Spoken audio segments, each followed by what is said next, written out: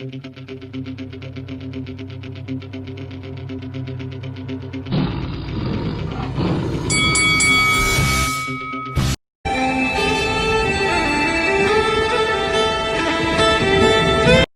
is Faisal Khan for Lights Out in association with Shamrock Boxing, and with me via Zoom, I'm delighted to be joined by Frank Warren's latest new signing, Amaar Akbar. Amaar, good afternoon, brother. How you doing? All good, bro. Yourself? I'm very well, thank you for asking. First of all, congratulations on the new deal that you managed to get with Frank Warren.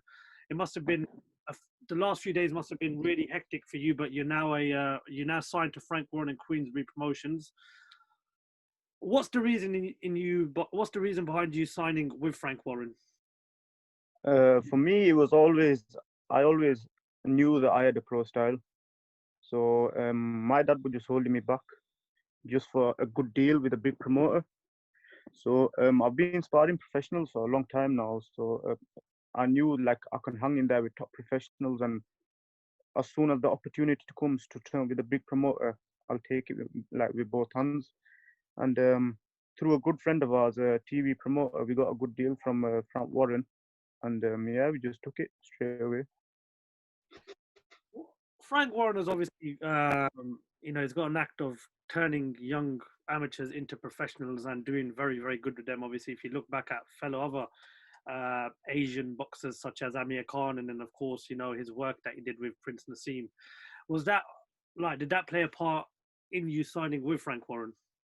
Yeah, definitely. I just like the way how he takes it slow with young fighters. Like for me, I'm 19 year old, so I don't really need to rush anything. Take one fight at a time, and then hopefully get as far as Amir Khan did, Prince Nassim did, get to titles, yeah, world titles. What's the plan with Frank Warren? I mean, we're currently in a situation with the coronavirus, and we're all up in limbo as to when we'll get boxing back on a regular basis. But as Frank Warren told you, when he expects you to be out in the ring, has he named any potential opponents? I mean, are you looking to fight 3 times a year, 4 times a year? Nothing yet, really. Not yet, but I'm training. I'm staying in shape, staying fit, and hopefully I can get about four as soon as this lockdown gets over. 4 fights a year. That's what I'm looking at anyway. Just get the experience up. I'm still young yet. Talk to us a bit about your amateur experience, stuff that you won in the amateurs, and um, about the potential Olympic route as well. How comes that you never managed to go towards the Olympic route? Yeah, I had 38 fights. I lost about 6. I was a 2-time national champ, 2-time national finalist, including the 2019 senior elites. I was the youngest in my weight in the seniors. I won 6 times Yorkshire title. And the 2 times I went into box cups, I won gold in both of them. I represented England many times, and I never lost a club bout. And I had a GB assessment, which the first time I was ill, so I didn't go to it. And this time, obviously, lockdown come up. So for me, I was just like, oh, as soon as the Frank Warren deal come, I just knew that we weren't gonna get an Olympic shot because obviously the Olympics have been held back and all too. So by the time I hit if I ever did hit the Olympics, I would have been about 25, 26. I'd rather turn pro now, get the experience, and by the time I hit that age, I'd want to be around world title stage. I respect the fact that obviously the professional side of the game has come to you and you've taken it. Some people have, are a bit, they kind of stop themselves from going into the professional side of boxing. They carry on with the amateur scene. How confident are you that you're 100% ready for the professional side of the game? Definitely, I've always been confident. Even in the amateur game, I've always fought people twice my experience. Like in my third bout, I was fighting people with like 20 bouts. In the senior elites, I got told not to go enter them because I was early 18. I was still a little boy, and but I believed in myself so much. I go to my dad that listen, I want to go into these because I always knew, even no head guard, they were better for me. I knew that I were capable of winning them, even in my first year. So I've always had that confidence in boxing. Even the people who I sparred with, they've always said, "Oh, you'll be a good style for pros." So for me, it was a no-brainer, really. One thing about being a fellow Asian like yourself is that it always helps to have a good backing by the community, and in the Asian community, everyone's like well close, well tight with each other, and everyone, what's the response been like from the community where you're from? How much of the people have you got behind you following your journey and your path into the professional side of boxing, and of course this deal with Frank Warren? Definitely, it's been amazing. Like it's been a booster for everyone around here. I'm from a little town called Dewsbury. We don't really have. We've got a lot of amateur clubs here. A lot of amateur clubs. Purge Boxing, KBW. This our club, Warrior Breed. We've won multiple of national titles as a community in amateurs, but there hasn't been that one person who's gone pro at a top level, like with like a Frank Warren or these kind of promoters. And I'm the first person to ever do that from here, and I think I've just boosted the whole community up now. Yeah, everyone's like believing in themselves, and hopefully they can get to this stage and all with hard work. When you was 15 years old, you sparred Josh Warrington as a Yeah, young yeah, yeah. 15-year-old. What was that like sparring, a machine that I like to call him in Josh Warrington, and how do you think you got on when sparring Josh Warrington as a 15-year-old? At first, when my dad said, "Oh, he's sparring Josh Warrington," I was like, "Oh, what, Josh Warrington?" He threw me with Josh Warrington. But obviously, I was 15-year-old. I was still a kid, really. But as soon as I got in there, I was like, "Bloody hell, I'm doing all right here." But he's a machine. He don't stop going forward. He did a few rounds with me, and then he did a few rounds with Zelfa Barry, Yeah, Manchester fight. Brown Flash, I think his name is.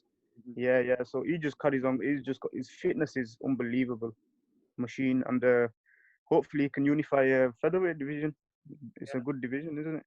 It's a very good division with some good fighters in it. Do you Yeah, feel definitely. that type of experience is what helped you to push on? Like, obviously, I don't know how you got on with Josh Warrington, but do you feel that experience of sharing the ring with, the world champion in Josh Warrington is what sort of spurred you on and made you realize I am good and I've got what it takes to get into the professional side of boxing one day? Yeah, definitely. I've been in. My dad's thrown me in with a lot of tough professionals at at a young age, 15. Josh Warrington. I've sparred like British champion Tyrone Nurse, Bilal Rahman. He was English champion. Um, there's a few others. Tommy Coyle. Mhm. I had a tough time then, but now I just know I've grown into a man now, and I think it's time for me. It was time for me to turn over and hopefully make my mark as a professional now. It's been a long time since we've seen a successful British Asian get to like world title levels in boxing. The last one obviously was Amir Khan, but now we've got good fighters Yeah. coming up, such as yourself. We've got Shabazz Masood, Hamza Shiraz. Do you feel now that in terms of British Asians, boxing has got a good group of talent coming up, and do you feel we're not far off from getting the next Amir Khan or the next British Asian world champion? Definitely, there's a lot of good kids. Like you said, Hamza Shiraz is European champion WBO. I think Shabazz Masood's gonna fight for an English title. Hopefully after I've had a few fights, I can get to that stage and beyond that stage, world title stage. There's a lot of good up and coming amateurs coming out of Dewsbury, coming out of down south. Everywhere it's just it's red hot for the Asian community right now. I'm going to have to obviously test your boxing knowledge and ask you a question. Yeah. The two big heavyweights, a fight that everybody wants to see, Tyson Fury and Anthony Joshua. Don't know when it's going to happen, but we're hoping it will happen soon whilst they're both in their prime and both still young. When that fight does happen, what type of a prediction would you give for that fight? Who do you see coming out on top? I'm a Tyson Fury man, and I always have been. After that last performance against Wilder, it was a great performance. But then Joshua put an incredible performance in against Andy Ruiz. It'll be a good fight, but I got to stick with my man, Tyson Fury.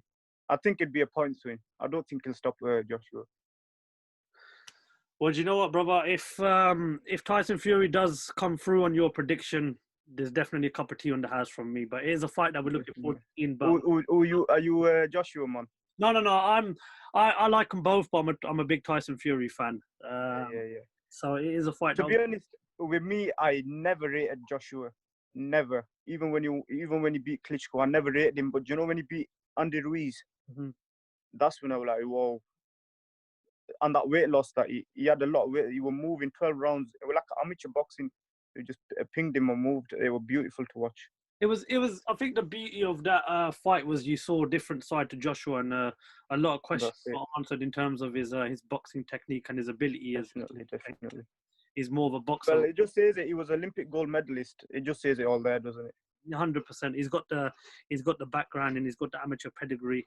But definitely, we look forward to seeing that fight. But we also look forward to following your journey. We also look forward to catching up with you at one of the press conferences or for your first fight. But I just want to thank you very much for your time.